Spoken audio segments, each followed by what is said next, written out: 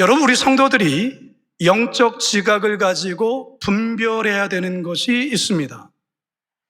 세상에는 두 세계가 존재합니다. 하나의 세계는 지금처럼 우리의 눈에 보이는 육의 세계요. 또 하나는 우리 눈에 보이지는 않지만 실제하는 영의 세계입니다. 영의 세계에는 성령의 역사가 있고 동시에 악령의 역사도 있습니다. 악령의 역사, 악령의 세계를 총괄하고 다스리는 수장은 누구냐면 사단, 마귀입니다. 그리고 그를 따르는 졸개들이 귀신들입니다. 사단과 귀신의 목적은 너무나도 분명합니다. 하나님의 구원 역사를 철저히 방해하고 두려움과 공포를 통해서 또한 미혹과 유혹을 통해서 온 인류를 영원한 파멸로 이끄는 것이 바로 이 사단, 귀신의 목적이에요. 예수님께서도 이 사단에 대해서 우리의 영혼을 도적질하고 죽이고 멸망시키는 데 있다라고 말했어요. 요한복음 10장 10절 상반절 함께 읽습니다. 시작. 도둑이 오는 것은 도둑질하고 죽이고 멸망시키려는 것뿐이요. 성경은요, 첫 사람 아담이 죄를 지어서 타락함으로 모든 인류는 죄의 권세 아래, 즉 사단의 통치 아래에 놓이게 되었다라고 말씀합니다. 하지만 하나님의 구원의 역사가 성자 하나님이신 예수님을 이 땅에 육신의 모양으로 보내시고 예수 그리스도께서 우리를 위하여 십자가에 달려 죽으시고 3일 만에 부활하심으로 사단의 모든 통치 아래 놓이는 모든 인간들은 해방되어 하나님께로 다시 돌아오게 되었다. 이게 바로 위대한 기독교의 복음이라는 것입니다. 이 놀라운 사건, 이 복음의 사건이 오늘을 살아가는 나에게 적용되고 믿어지고 확신케 하시는 분이 누구냐? 누굴까요? 성령 하나님이세요. 근데 참으로 안타까운 것은 오늘날 여러 성도들이 성령에 대해서 듣기는 들어도 제대로 잘 알지 못한 채 살아가는 경우들이 많다라는 거예요. 바라기는 오늘의 말씀을 통해서 내 안에 성령 하나님이 계신지 점검해 보시고 그저 기독교인, 종교인이 아니라 성령님이 주시는 참된 자유함과 기쁨 가운데에 살아갈 수 있는 그런 성령의 사람 다 되시길 주님의 이름으로 축원합니다. 따라하겠습니다. 성령을 받았는지 점검해야 합니다. 성령을 받았는지 점검해야 합니다. 오늘 우리가 대하는 사도행전 19장은 사도 바울의 3차 선교 여행을 담고 있는 본문입니다. 바울은 2차 선교 여행을 마친 지 얼마 되지 않아서 다시 3차 선교 여행을 떠납니다.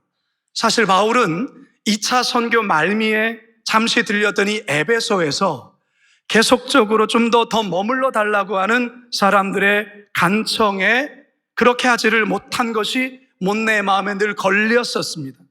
그래서 바울은 이 3차 선교 여행의 첫 번째 지역으로 에베소를 가게 되죠. 안디옥에서 에베소까지는 약 800km 정도가 떨어져 있는데요. 아마도 바울은 소아시아를 가로지르는 내륙도를 따라서 한 달 이상을 걸어서 갔을 것입니다. 자, 그런데 그곳에서 아주 뜻밖의 사람들을 만나게 되는데요. 오늘 보면 1절입니다. 시작. 아볼로가 고린도에 있을 때에 바울이 위지방으로 다녀 에베소에 와서 어떤 제자들을 만나. 이 어떤 제자들, 이들이 과연 누구인가? 정확히 본문에서는 알 수 없지만 바울과의 대화 가운데 이들이 자신들은 요한의 세례를 받았습니다라는 것으로 보아서 세례 요한을 추종했던 이들이 아닐까 그렇게 생각을 해보게 됩니다. 자, 이들은요 예수님에 대해서 잘 알고 있었어요. 성경에 대해서도 나름 능통했습니다. 그런데 바울이 이들과 계속 기도하면서 뭔가 이상한 느낌을 받습니다. 예수님을 머리로는 아는 것 같은데 인격적인 만남이 없다라는 것을 느끼게 되죠. 그래서 바울이 이들에게 질문을 합니다. 자, 2절 상반절입니다. 시작. 이르되 너희가 믿을 때에 성령을 받았느냐? 자, 너희가 믿을 때 성령 받았냐? 라고 묻는 거예요. 그러자 이들이 이렇게 대답합니다. 2절 하반절입니다. 시작. 이르되 아니라 우리는 성령이 계심도 듣지 못하였노라. 우리는 성령의 계심도 듣지 못하고 모른다 라고 얘기하는 거예요. 여러분, 오늘날 교회를 다니는 성도들 중에도 두 종류의 성도들이 있어요. 한 종류의 성도는 성령을 받은 교인이에요. 또 한 종류의 성도는 교회는 다니지만 성령을 받지 못한 교인이 있어요. 목회를 하다 보면 성령을 받지 못한 성도들을 볼 때가 있어요.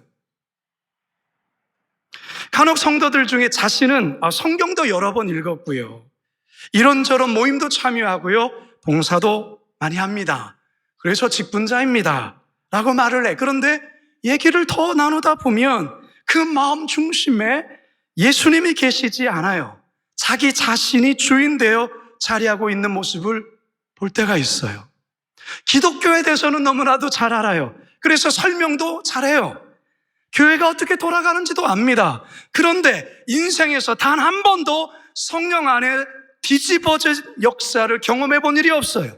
자신이 죄인인지 느껴본 적도 없고 진지하게 고백해 본 적도 없다라는 것이죠. 그러면서 교회 생활을 합니다. 여러분, 이런 교인을 가리켜서 지식적인 종교인, 머리형 신자라고 말합니다. 아직 성령을 받지 못한 교인입니다. 여러분, 기독교에 대해서 많이 안다고 해서, 기독교에 대해 호감이 있다고 해서 구원을 받는 것은 절대 아닙니다. 구원은 성령 안에서 내 영혼이 거듭나야 얻을 수 있는 겁니다. 제가 다시 얘기합니다. 구원은 성령 안에서 내 영혼이 거듭나야만 얻을 수가 있어요. 이것을 성경에서는 다시 태어난다라는 말을 하는 거죠. 육에 속한 사람이 영에 속한 사람으로 다시 태어나는 것, 이걸 거듭남이라고 해요. 그래서 사도 바울이 로마서 8장에 이렇게 말씀하죠. 8절과 9절 시작. 육신에 있는 자들은 하나님을 기쁘시게 할 수 없느니라. 만일 너희 속에 하나님의 영이 거하시면 너희가 육신에 있지 아니하고 영에 있나니 누구든지 그리스도의 영이 없으면 그리스도의 사람이 아니라. 예수님께서 당시 아주 종교적으로 철두철미한 그런 바리새인이며 종교 지도자이며 또 사회적으로도 높은 지위에 있던 니고데모에게 예수님이 이렇게 말씀하십니다. 요한복음 3장 3절과 5절입니다. 시작. 예수께서 대답하여 이르시되 진실로 진실로 내게 이르노니 사람이 거듭나지 아니하면 하나님의 나라를 볼 수 없느니라. 예수께서 대답하시되 진실로 진실로 내게 이르노니 사람이 물과 성령으로 나지 아니하면 하나님 나라에 들어갈 수 없느니라. 예수님께서 진실로를 두 번이나 계속 강조하고 있어요. 뭘 말하는 겁니까? 중요하다 말하는 거예요. 아무리 네가 종교적인 지도자라 할지라도, 아무리 네가 율법을 달달달 외우고 있을지라도 거듭나지 아니하면 너는 천국 못 들어가, 이 말이에요. 여러분, 우리들도 점검해 보셔야 돼요. 우리가 믿을 때 성령을 받았는가? 성령으로 다시 태어났는가? 그래서 우리가 우리 안에 성령님이 계시는가? 그걸 확인해 보셔야 돼요. 그렇다면 어떻게 그걸 확인해 볼 수 있을까요? 성령 받은 자들에게는 반드시 나타나는 특징이 있어요. 여러분 자녀들 중에 여러분 자녀가 연애를 하게 되면 나타나는 특징들이 있어요. 전에 없던 피식피식 자꾸 웃고, 전화기를 붙들면은 1시간 이상 막 전화하고, 용돈을 줬는데도 그 빨리 사라지고. 왜 그럴까요? 애인이 생긴 거예요. 누군가를 사랑하면 사랑하는 티가 나는 것처럼 성령을 받은 사람은 그거를 부정할 수 없는, 숨길 수 없는 공통된 반드시 나타나는 특징이 있다는 거죠. 그게 뭐냐? 먼저는 우리의 마음속에 예전엔 그렇지 않았는데 거룩함에 대한 열망이 일어난다는 거예요. 다시 말해서 예수님을 닮아가고자 하는 그 거룩한 열망이 우리 안에서 일어나요. 그리고 양심이 민감해집니다. 전에는 이게 죄인지, 남도 다 짓는데 나라고 이렇게 생각했던 사람이 죄에 대해서 두려워하는 거죠. 죄를 하나를 실수로 범하게 되어지면 말할 수 없는 불편함이 이 마음을 짓누르게 됩니다. 죄에 대해서 예민한 일이 벌어지면 성령 받은 증거예요. 이전에는 삶의 목적이 늘 출세와 성공에 있었어요.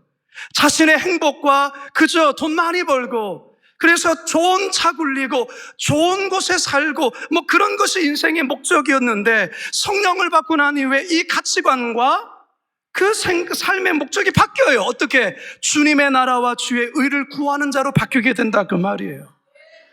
성령이 내 안에 계시다는 증거예요. 여러분 스스로 점검해 보세요. 성령을 받으셔야만 영의 사람으로 바뀌게 됩니다.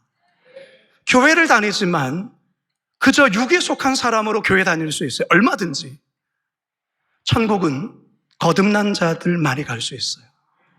바라기는 성령 강림 주일, 오늘의 이 말씀 앞에 여러분 모두가 정말 진지하게 이 말씀 앞에서 여러분 개인이 하나님의 말씀 앞에 점검받기를 주님의 이름으로 축원합니다. 두 번째 따라합시다. 성령 받기를 사모해야 합니다. 성령 받기를 사모해야 합니다.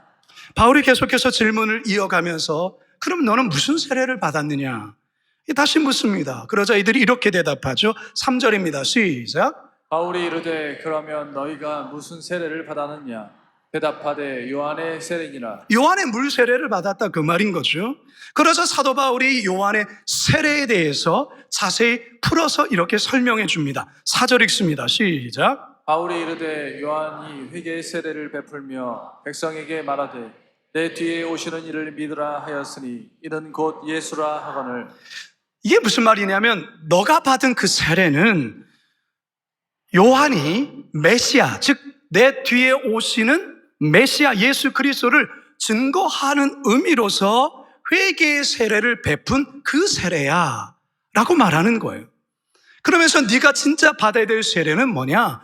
예수 그리스도의 이름으로 세례를 받고 성령 세례를 받아야 되는 거야, 이렇게 말하는 거예요. 바울의 설명을 들은 제자들의 마음에 갑자기 이 성령에 대한 사모하는 마음이 불같이 일어나게 됩니다. 그리고 그 마음에 성령을 받고 싶어하는 그런 뜨거운 열정이 생겨납니다. 여러분, 저는 오늘 설교를 준비하면서 우리 성도들 역시 말씀을 듣는 중에 한 번도 성령에 대해서 관심과 성령에 대해서 좀 뭔가 좀 뜨거운 마음을 갖지 못했던 이들이 있다면, 오늘의 말씀을 듣는 가운데 이 사모하는 마음이 불같이 일어나기 위해서 저는 기도했어요. 여러분, 성령을 받으려면 먼저 여러분 마음에 성령에 대한 관심이 있으셔야 돼요. 성령에 대한 갈망을 가지셔야 돼요. 여기에 대한 아무 관심도 없으면 아무 일도 일어나지 않아요. 여러분 마음에 원함이 있어야 돼요. 바람이 있어야 돼요. 간구가 있어야 된다, 그 말인 거죠. 요한의 물 세례를 받은 이 제자들에게 바로 이 마음이 일어난 거죠. 그래서 이들은 예수의 이름으로 다시 한번 세례를 받습니다. 사도행전 19장 5절입니다. 시작. 그들이 듣고 주 예수의 이름으로 세례를 받으니. 네, 주 예수의 이름으로 세례를 받았어요. 오늘 우리 친구들이 세례를 받은 것처럼 말이죠. 세례를 받았어요. 그리고 이어서 사도 바울이 그들에게 안수하며 이들에게 성령이 임하기를 기도합니다. 그러자 이들에게 놀라운 성령의 사건이 벌어져요. 놀라운 일이 벌어져요. 오순절날 마가의 다락방이 일어났던 그 성령의 역사와 똑같은 역사가 이들에게 일어납니다. 자, 6절과 7절 시작. 바울이 그들에게 안수하며 성령이 그들에게 임하심으로 방언도 하고 예언도 하니 모두 12사람쯤 되니라. 사랑하는 성도 여러분, 여러분 안에 이 사모함이 있는지 이 시간 한번 자신을 한번 점검해 보시고, 이 시간이 말씀이 선포되어지는 가운데 이 사모하는 마음이 저와 여러분 마음 가운데 일어나길 축원합니다. 여러분, 성령이 임하시면, 성령을 받게 되어지면 어떤 일이 일어나는가?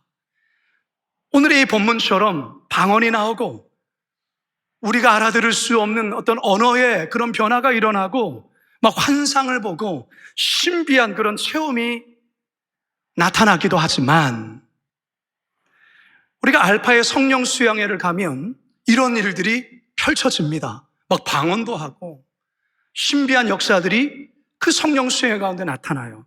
그런데 더 중요한 것이 있어요. 이 눈에 보이는 가시적인 이 현상보다도, 신비한 현상보다도 더 중요한 것, 그리고 성령이 임하시면 가장 공통적으로 나타난 그것은 뭐냐면, 따라합시다. 깊은 회개, 깊은 회개, 영적 각성, 바로 그거예요. 교회를 다니면서도 장로요, 집사요, 권사로 불려지면서도 세상 밖에서 나가면 여전히 술을 달고 살거나 적당한 거짓말도 수시로 하고 돈 욕심, 세상 욕심, 쾌락, 음란한 삶을 거리낌 없이 즐기며 살았던 삶에 대해 말할 수 없는 깊은 찔림이 성령이 임하게 되면 나타나게 되어 있어요. 죄책감이 일어나요. 그리고 나도 모르게 눈물이 터져나와요. 탄식이 터져나와요. 이게 바로 성령이 임하시면 있게 되어지는 현상이에요. 그러면서 우리 안에 어떠한 열망이 일어나느냐? 거룩히 살고자 하는 열망이 일어나는 거예요. 이전에는 그냥 멋대로 살았어요. 내 뜻대로 살았어요. 내 계획대로 살았어요. 내가 좋은 건 좋은 거예요. 교회를 다니면서도, 직분을 가지면서도 그렇게 살았어요. 그런데 성령을 경험하게 되어지면 더 이상 그런 삶을 살 수가 없어요. 그런 삶을 정리하게 된다는 거죠. 거룩한 삶을 살고자 하는 강력한 마음이 그 마음 가운데 일어납니다. 예수님과 더 가까이 동행하며 살고자 하는 강렬한 갈망이 일어나는 거죠. 이게 바로 성령이 임하면 나타나는 현상입니다. 여러분, 성령을 받아야 비로소 참된 그리스도인이 됩니다. 성령을 받아야 구원받는 거예요. 성령을 받아야 세상에 나가서도 떳떳한 그리스도인으로 당당히 살아갈 수가 있어요. 여러분, 왜 우리가 세상 가운데서 주눅들며 살까요? 때로는 그리스도인인 것을 드러낸 것을 왜 위축되고 두려워할까요? 그 마음속에 담대함이 없기 때문에 그렇습니다. 성령 안에 충만히 거할 때 우리는 당당히 그리스도인으로 살아가는 거죠. 사랑하는 성도 여러분, 이 성령 하나님이 여러분 안에 충만히 임할 수 있기를 주님의 이름으로 축원합니다. 그 성령님 간절히 사모하시는 우리 모두가 되기를 주님의 이름으로 축원합니다. 마지막 세 번째 따라합시다. 성령을 소멸해서는 안 됩니다. 성령을 소멸해서는 안 됩니다. 히브리어로 성령을 르아흐라고 불러요. 르아흐. 이 단어는 숨, 바람, 호흡이라는 의미가 있지만 보통은 이 단어가 나오면 하나님의 영, 성령으로 번역합니다. 이 단어와 유사한 헬라어는 푸뉴마라는 단어가 있어요. 푸뉴마. 자, 그런데 신약 성경에서는 이 푸뉴마와 다른 성령의 어떤 역할, 성령의 일하심을 조금 더 강조하며 표현하는 헬라어 단어가 있는데 파라클레토스라는 단어를 써요. 이 파라클레토스 또한도 성령에 대한 표현이지만 성령의 기능과 역할을 좀 더 강조하죠. 그래서 우리 한글 성경에서는 보혜사라고 번역을 합니다. 보혜사. 영어 성경을 보게 되면 카운셀러, 헬퍼, 컴포터라고 번역을 하죠. 무슨 말입니까? 상담가, 위로자, 돕는 자, 중보자라는 뜻이. 성령은 우리의 마음을 위로하시는 분이다. 우리를 돕는 분이다. 그런 역할을 담고 있는 단어이지요. 그리스도인이란 바로 이 성령님을 마음에 모시고 사는 자를 말하는 것입니다. 고린도전서 3장 16절입니다. 시작. 너희가 하나님의 성전인 것과 하나님의 성령이 너희 안에 계시는 것을 알지 못하느냐. 성령님은 인격적인 분이세요. 여러분들이 하나님의 뜻에 자발적으로 순종하고 예배하고 기도하고 찬양하는 삶을 살면 성령님 말할 수 없이 기뻐하세요. 그리고 여러분 내면 안에 역동적으로 운행하시고 역사하세요. 자, 그런데 교인이라고 해요. 교인이라고 하면서 점집을 찾아가, 운세를 봐, 심지어 부적을 갖고 다녀. 그는 성령에 속한 사람이 아니에요. 교인은 될 수 있어요. 기독교인이라고 말할 수 있어요. 교회를 다닌다라고는 말할 수 있어요. 그러나 그는 성령의 사람이 아니에요.